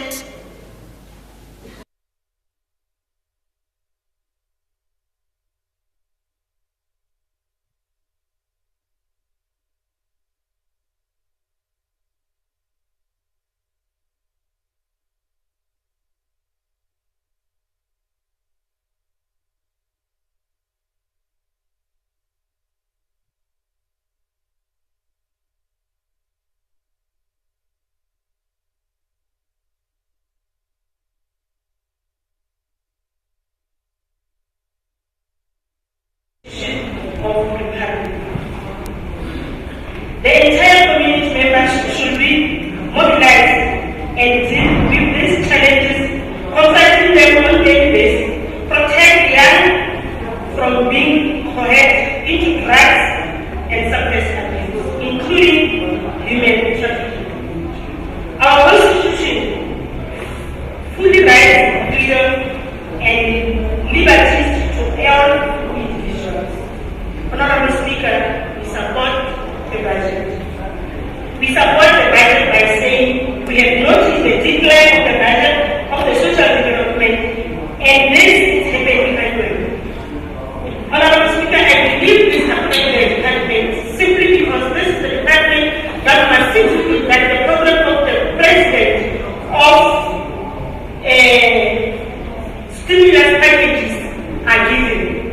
So if this department, the decline of the budget is noticed annually, I don't think it will assist the department. I think the treasury will think better about this. Thank you very much.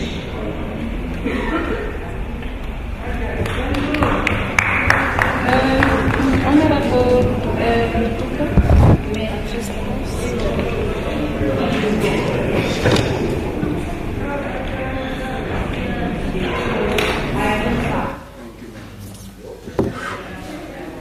Thank you.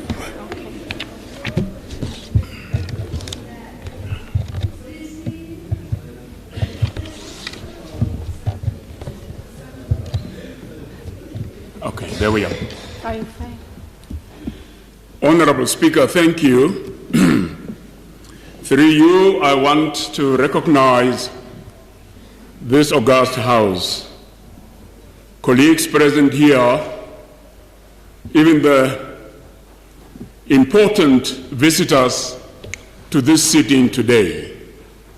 We recognize you. Liluna marena, limarenana ating guano, rerulela khaibano, hailimuna liluna, libilel hona, utlabaleruna. Hargelindi Davi.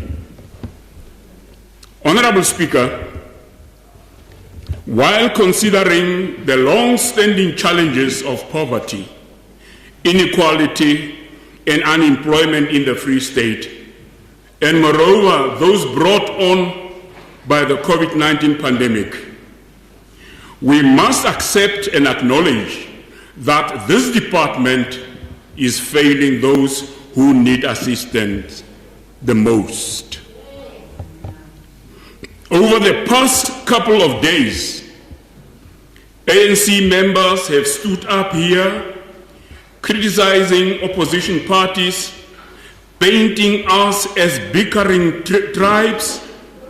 They have stood up here and insulted many of my colleagues, placed the blame for the collapse of the service delivery, irregular expenditure, and corruption on apartheid, and have made no effort to take responsibility for the sad state of our province, or apologize to the people of the Free State for their roles in this. Let me remind this government that we stand up here as representatives of those who have elected us to represent them, as well as our communities. Stand up here and dismissing us, dismissing our arguments as petty and insulting us only confirms your arrogance. We march tirelessly in an effort to help this province move forward. The ANC makes this march very difficult. Your organization has liberated many. Your predecessors have fought a good fight. But let's get one thing clear. The ANC of today is the ANC of the first post-1994 decade of democracy. Standing up here, I see very few of those who may be designated as struggle icons. In fact, I see the new oppressors in some of them. You stand here and say that you have given the people of the Free State back their dignity. Everyone sitting here today has at some point walked or driven past the SASA offices in St. Andrew Street and have seen with your own eyes the long lines there. Is that dignity? Those people, our brothers and sisters, are forced to stand in long lines for social grants that cannot carry them through the week. The long queues of people waiting outside the Department of Labor to apply for a UIF grant, is that dignity? The long queues of people standing to get an ID that is a ticket to a grant, medical assistance, and eventually death certificate, is that dignity? Almost every town, including Bloemfontein, the capital of the Free State, houses by the Mangaung Metropolitan Municipality and the seat of this government, has a heap of rubbish on every corner. Is that dignity? Are our arguments in this house bickering when you have seen this with your own eyes? I have seen houses flooded with feces. I have driven over it, jumped over it, and have seen how people of this province are forced to live in it on a daily basis. You have seen it too. Is that dignity? We do not stand here to brag about governance in the Western Cape. It is merely to indicate that there are alternatives that work, which is lost on ANC members and the Free State government. Madam Speaker. Honorable Lituka, please pause. Honorable MC Kawat.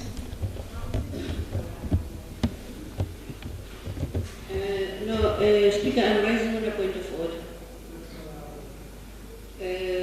Speaker, you ruled that this budget votes are not general debates. Now, in my budget vote that I present today, I have never talked about all the things that the Honourable Member was talking about. I have never talked about the Western Cape. I have never talked about municipalities and the census within the municipalities. So this is they have given him a wrong speech. It's not relevant to what I have said. So I'm saying, can you rule on it? In fact, I was preparing myself to remind members for the future budget votes. The departmental budget votes are not general debate votes. You can generalize, yes, go to your rules. You can debate generally when you are debating the State of the Province address, when you are debating the budget speech, when you are debating the budget vote of Treasury, and when you are debating the budget vote of the Premier's office. I think I said that on the first day we were starting with our budget votes. Is that a point of order, Honourable Peter Wayne? Madam Speaker, when Honourable Mogale was speaking, he was also just speaking about the Western Cape, and we raised the point that it's not a general debate, and the previous speaker said no, it is allowed. So I think you should just concur with the Deputy Speaker and make up your minds what's allowed and what's not allowed. No, that last statement of yours is unnecessary. That last statement of yours is unnecessary. Come to a compromise of what I am saying, when you make I'm not going to teach members how to debate here, but if you make reference to Western Cape, but with reference to what in the Free State, but still sticking to the budget vote on the table. But when you are debating about education, for example, you cannot pull issues of municipality and all that, because that is not a general debate and it is the rules. So that is why I'm going to sustain the order that has been raised by MEC Kabat.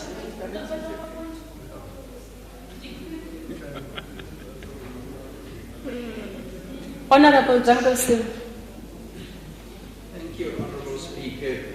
I understand if someone is talking very widely from the topic, but do you really think that sewage running through houses and through the streets doesn't affect the social circumstances of the people living there and their dignity?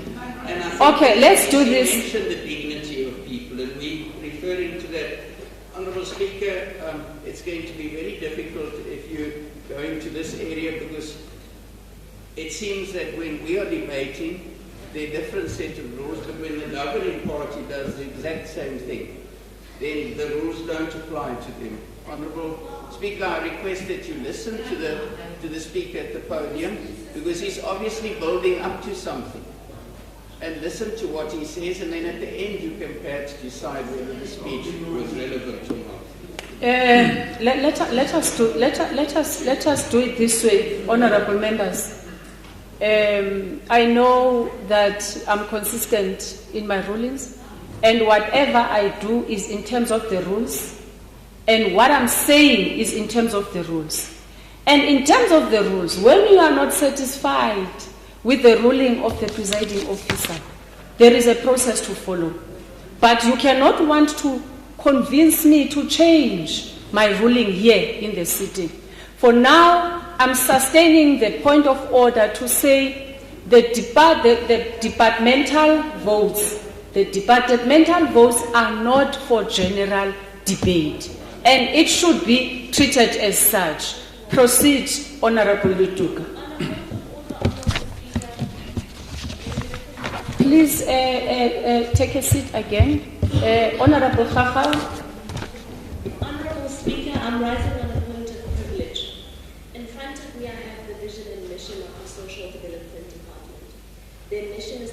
transform our society by building conscious and capable citizens through the provision of integrated social development systems. And their vision is as a caring and self-reliant society. There is nothing in the content of Honorable Muduka's speech that is not relevant to this vision and this mission, and therefore the budget that is tabled today and that is supposed to be debated has everything and anything to do with this vision and this mission. No, Honorable Khakha, I think you missed the part where I said, if you are not satisfied with the ruling that I made, you follow the due process in terms of the rules. You cannot convince me to change the ruling. Proceed, Honorable Ito.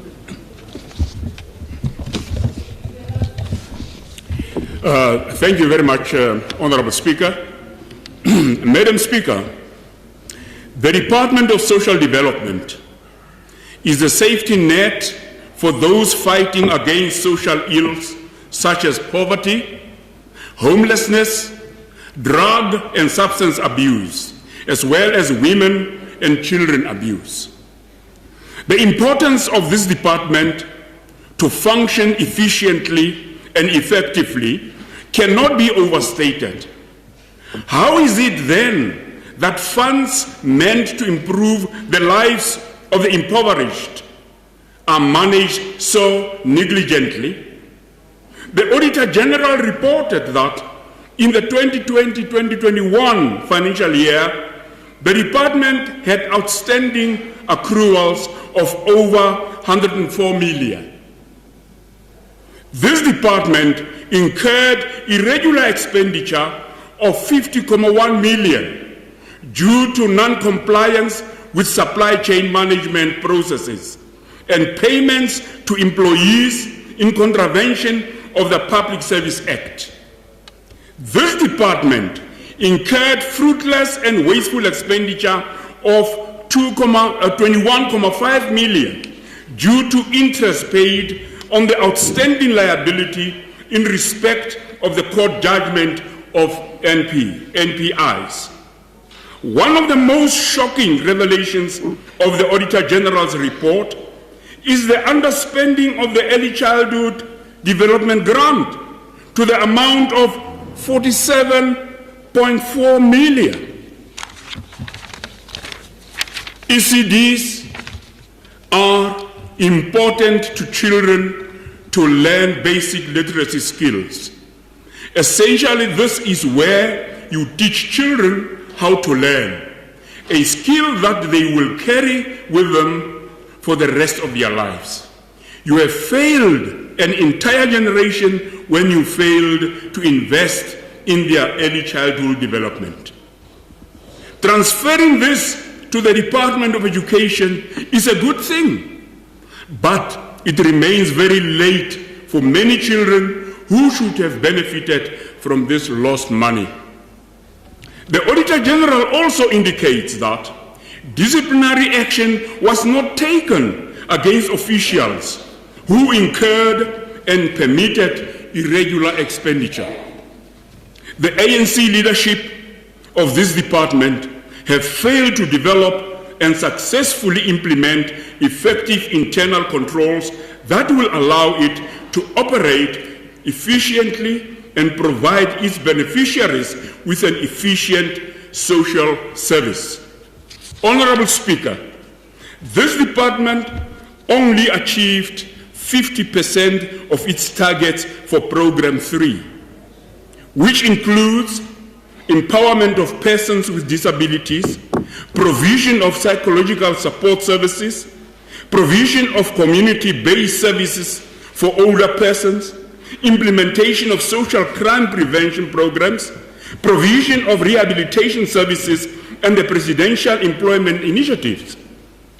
If the department cannot achieve its own targets, how can we rely on it to support the most vulnerable in our society? How can we entrust it to help the poorest of the poor, the youth and underprivileged? How can we entrust them with the well-being of our elderly and orphans in subsidies to old age homes and orphanages are not being paid on time. Many old age homes and orphanages face closure due to the inability of the department to pay their subsidies on time every quarter. This results in some NGOs having to approach the courts to force the department to pay the subsidies. It creates an unnecessary delay in the delivery of social assistance services that these NGOs are engaged in. It is the most vulnerable people in our society who suffer as a result of this. In 2002, a legal battle ensued between the Free State Province and the NPOs. NGOs, the Provincial Management Committee of Youth Care Centers, the National Association of Welfare, not-for-profit organizations. The dispute was resolved in 2014 following a court supervisory process. A revised subsidization policy was agreed to and made an order of the court. The promises were not kept, and the NPOs headed back to court. In 2021, the Free State High Court ordered the provincial government to pay these non-profit organizations more than 120 million rand in outstanding subsidies. Judge Johan Duffy ruled against the government, declaring its inaction to be contrary to the Constitution, unlawful and invalid, as too was the failure of those responsible to develop the 2014 policy by setting clear targets for the progressive realization of the sights of children and older and other vulnerable persons. The applicants who run family care offices, youth and child care centers, and housing for the poor and frail argued that MEC and HOD for the Provincial Department of Social Development gave an undertaking, I quote, an enforceable promise, unquote, that core costs, including salaries, water, electricity, and food, would be updated annually with a concomitant increase in subsidies. These costs would also be reviewed through consultation in 3-year cycles to take into account changed circumstances. The applicants had a legitimate expectation that the department would perform its duties arising from the 2014 policy, that it would make proper submissions to the Treasury for funding and increase subsidies within a reasonable time. Judge Duffy said, I quote, "The department never had in mind to implement the policy. It believed a national policy would be crafted by the national government. They ignored their constitutional obligations for years, apparently waiting for this new policy. In the process, many vulnerable children and older persons did not receive benefits which would otherwise be the case." Close quote. Honorable Speaker, in closing, I would like to say this. We have not been elected to praise you. We owe it to the people of the Free State to hold this government accountable for any wrongful action as well as inaction, and that is what we are going to do. The DA is not a party of talk. The DA has the political will, the policies and the programs in place to improve the lives of the most vulnerable in society. And where we govern, we do exactly that. I thank you.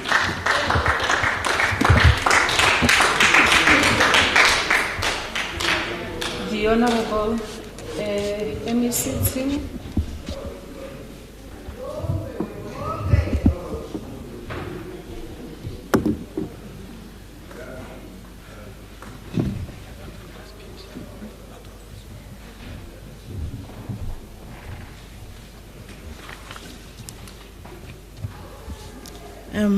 Honorable Speaker, thank you for the opportunity. Honorable Deputy Speaker, the Honorable Premier of the Free State, Mrs. Ntombela, the Honorable colleagues in the Executive Council, Honorable members of the Legislature, Marena Aruna, batho bohle ba tlileng in this August House today, dumelang. A special tribute to the Department of Social Development under the capable leadership of MEC Mamiki Kabati. Fellow community members, the House at large, the deeper and in-depth understanding of the integrated cluster approach by the ANC-led government is a meaningful approach in overcoming the separate and individualistic way of governance. The old and outdated may not be forming bridges that link the departments. That proved not to work and demanded a revision of government's approach. The Department of Social Development, with its sister departments, advocate for people-centered, holistic development. The development guided by showing a collective vision of prosperous developmental state.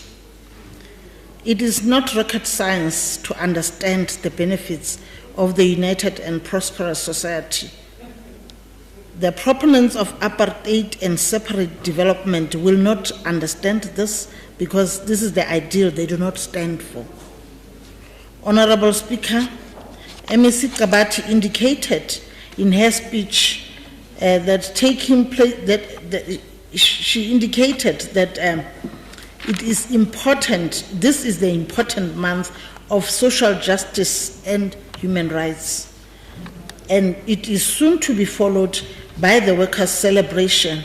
And we understand the importance of facilities like the social district grant that are introduced and extended by His Excellency, the State President of the Republic of South Africa, Ndate Cyril Ramaphosa. Whilst we had triple challenges of unemployment, inequality, and poverty before the advent of poverty, before the advent of COVID-19, they were then made worse by the COVID-19. The consolidation of social grants through reliable quality basic services is necessary. The move is strategic and pronounced for a developmental state. It is clear demonstration of commitment to building an equal society, which really doesn't make other people happy.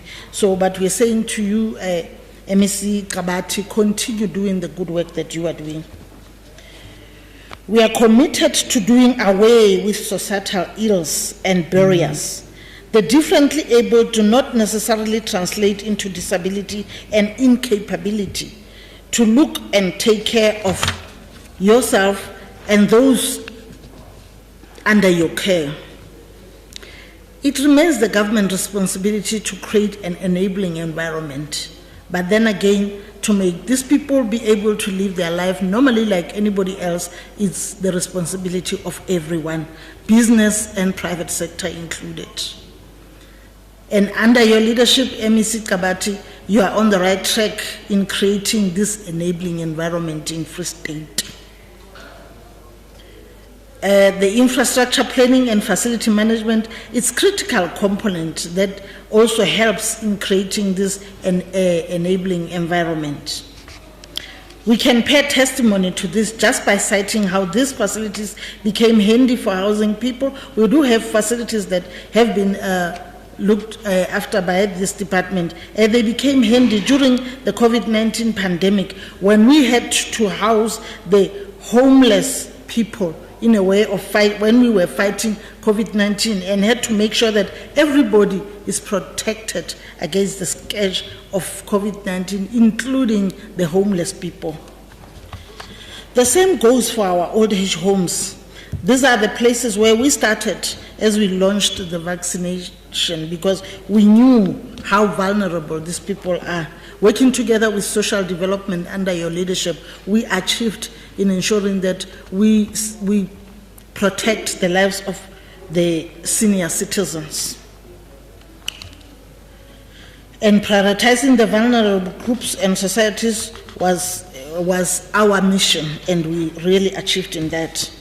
Madam Speaker, the Department of Social Development, with the stringent budget it receives, has a huge responsibility of addressing the societal imbalances and social ills as inherited from the past regime. We cannot pretend as if the legacy of poverty we inherited is over. It is not. We are still having a lot of people that are poor and suffering. The way people were affected by the pandemic differed from bad to worse, and this is where then we can see the effects of inequality that have been created by the apartheid regime. Indeed, the economy was under distress, directly affecting the livelihoods. The adjusted lockdown levels could not make it possible for people to move around and hustle, because that's how many of our people have to survive. So we really appreciate the grant that have been provided for these vulnerable people. Some families had to go to bed with empty stomachs. More people were sick and aggravated by hunger, which exposed them further with compromised immunity. Honorable Speaker, I want to give a quote here of Amir Cabral. That's an open quote. Always bear in mind that the people are not fighting for ideas, for things in anyone's head. They are fighting for material benefits, to live better and in peace, to see their lives go forward, to guarantee the future of their children, close quote. Can we please not overburden the Department of Social Development, for we know and understand their situation. Let us all support what the social development is doing. Can we please not misconstrue and misunderstand the situation, it remains the government's responsibility indeed to look after its people, but it remains everyone's responsibility again to make sure that we support this department. COVID-19 has increased the child-headed families like the MEC alluded to. Many parents demised and left their children as orphans. And this then also falls under the social development to make sure that they take care of these orphans, and they make sure that these orphans have food, these orphans are able to go to school. I know that MEC Kabati, you are busy with your social workers visiting these families of parents that demised and left their children unsupervised. In the last quarter or if not early this year, I know you visited Kwakwa, where there was a child that was doing matric but could not write matric because of not having parents. This child did not have soap to bath. And as he went, because he just used water to bath, going to school, when he came to school, other children, as you know, children will always be children, were mocking this child. And this child decided not to go to school anymore. He has gone back to school now, and it remains the responsibility of everyone we have had to look after this child who doesn't have parents, so that at least he can have a better future like any other child. So you are doing a great job, and I know these things that you and your social worker experience, they really affect you as well. And we say, continue doing the good work that you are doing. I know it's not easy, but you have our support. Even the budget does not allow you to take care of everyone.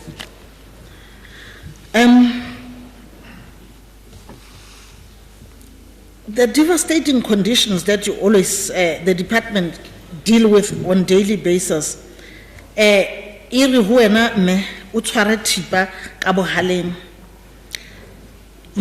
must continue serving our people. And we need to thank you for upgrading of the Masupatsela pioneers from level 2 to level 3. Because we know that many of them are also breadwinners in their families. And this is also one of the things that we can say you've really done well in, because it has been a struggle for a long time. I know by the time when I was still in the trade union, we've been fighting for these people, but finally they've been upgraded. We thank you for that. And the migration of the ECDs to the department, Honorable Mahasa talked about it, and we also appreciate this, as this is going to change our education. It's going to put it at another level. We are already doing well in the Department of Education, but I believe that this then says the development of a black child is going to be sharpened even further at a very young age, and that is commendable. One-Stop Development Center in partnership with Sparta. This is one of the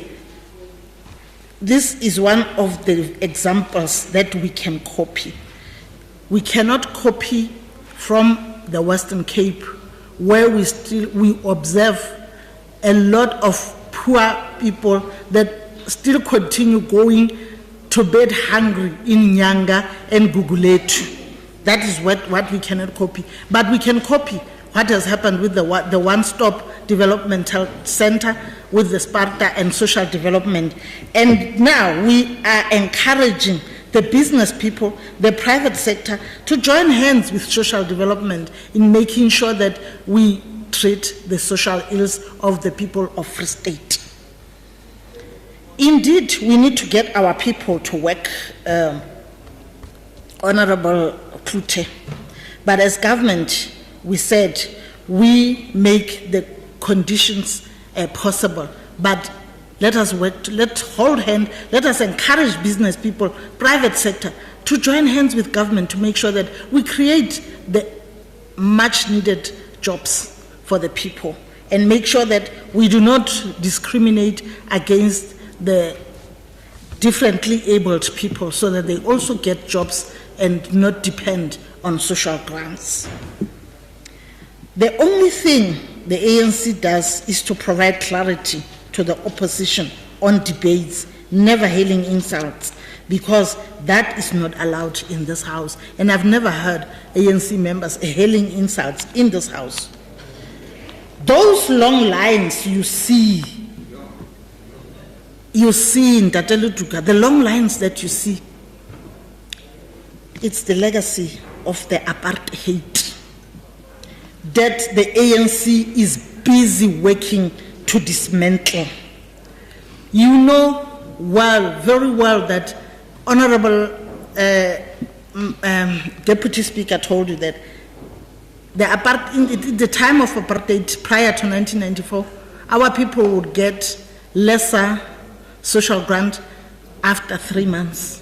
So you can imagine that poverty has been embedded, and it was the policies of the apartheid government, not the ANC government. Because ANC government, when it took over, it made sure that we get equal pay at the same time, everybody. So we are trying to deal with the legacy of unequalness and poverty created by the government that you're saying we must copy, and sorry, we won't do that.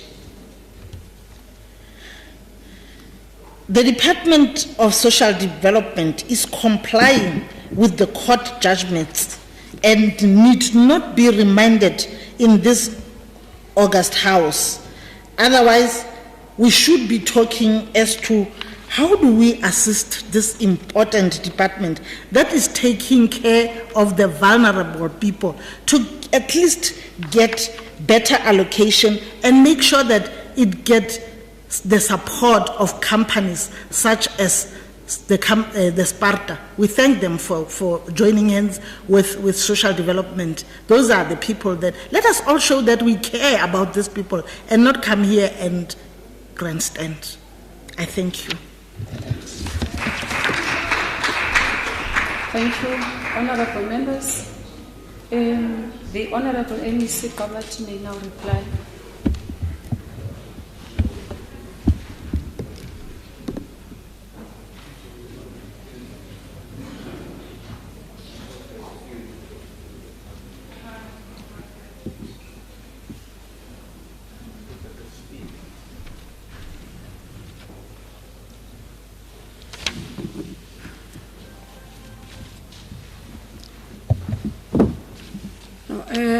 Thank you very much, Speaker.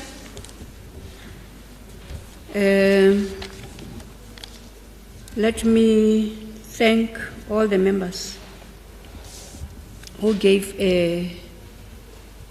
positive inputs to budget vote 7. And even positive criticisms, Speaker, one is able to take.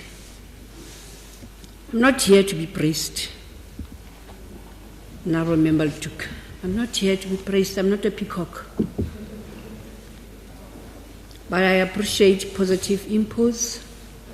Most importantly, I appreciate if there could also be proposals to the solutions for the country, because all of us here, we are sent by constituencies that are expecting us to serve. So that's what I am expecting, that you will also give proposals on how we can solve the challenges that we are having, because the challenges that we are having are the challenges of the Free State, and therefore challenging every Free Stater. Nobody is immune of the challenges that we are having, particularly the social ills that we are faced up with, you know. And I think that's the spirit that we should be carrying, so that we can at all times work together to solve the challenges that we are having. Thank you very much, Honourable Member Sandlana, for not being shy and not being afraid to tell the truth about the brutalities and atrocities of the past regime, the apartheid regime. As a white man, for you to be bold and, acknowledge and accept the bad things that happened, the disparities that we are left with, the inequalities that we are left with. Thank you for not being a sheep in a jackal's skin. Thank you for being you. We are sitting with many jackals here that are wearing a sheepskin. Thank you for acknowledging that the department is faced with many challenges and that the budget is not adequate to deal with all those challenges. More so when the challenges have increased because of COVID. But the budget has not been made to match those challenges. Thank you very much, sir. Honourable Member Klute from the Freedom Front Plus. Thank you, sir, for agreeing that it can't be right in any country or anywhere that a 10-year-old child be turned into a woman and a mother. It just can't be right. But for some of the challenges that we have today are a creation of the past regime. And the day we are to acknowledge that, the way is the day that all of us will hold hands to build a better South Africa. The day we stop denying. that apartheid left us with a legacy that is so painful. You see, black people lived in two-roomed houses or a one-room house. And I want you to imagine a one-room house and a two-room house. Two parents raising children who grow up to a level of being adults themselves, being exposed to seeing things that they are not supposed to do. An environment that does not respect both the child and the parent. Those children today are the parents, are the adults that are causing the social ills that are here.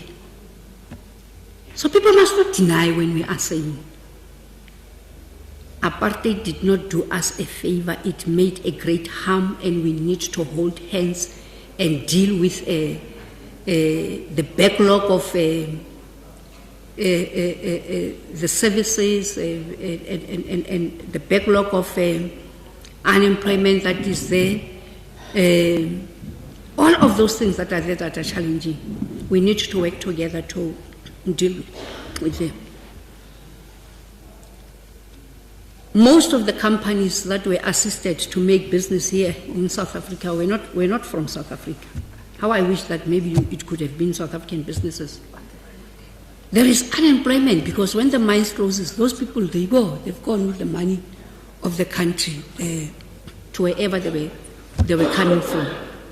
It was the apartheid spatial planning that is causing all these challenges.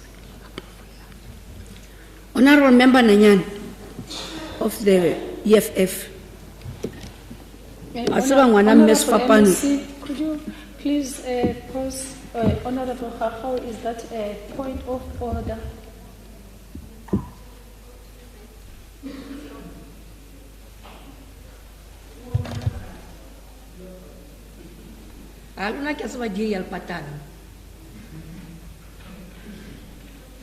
Honourable Speaker, I'm rising on a point of privilege to ask now, in consistency with your previous rule of general debates, at what point was NEC allowed to general debating and saying things that have absolutely nothing to do with her department, and her being reminded that she's not allowed to do so?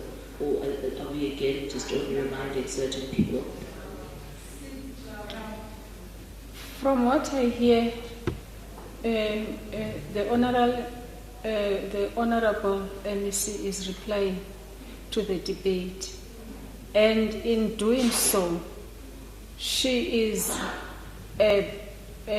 trying to emphasize the issue of gender-based violence and how it came about and how rife it is in the society, and the reasons that could have led to that. I don't see that as out of what she or the debate at all. She's replying, and in my view, I do not see anything irrelevant from what she is saying. Proceed, Honorable MEC. Thank you very much, Speaker. I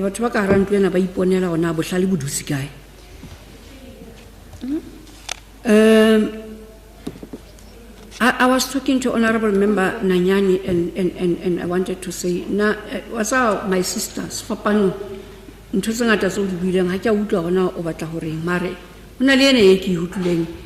that I think that I will have to go and lodge a complaint. I will go and lodge a complaint against the Department of the Auditor General, because I know that there is a member of the EFF who is working in the office of the Auditor General, and that they